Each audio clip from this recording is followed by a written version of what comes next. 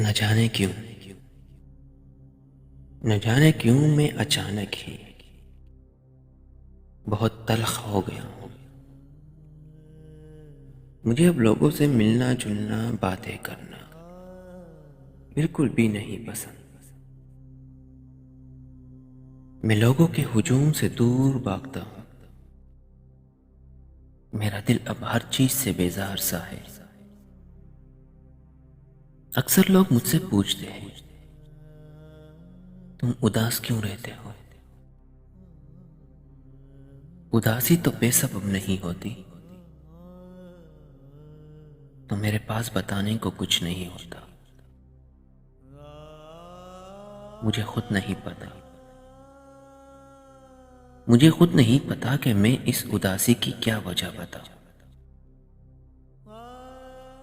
और तब मेरा दिल चाहता है मैं इस दुनिया से बेनियाज होकर एक ऐसी जगह चला जाऊं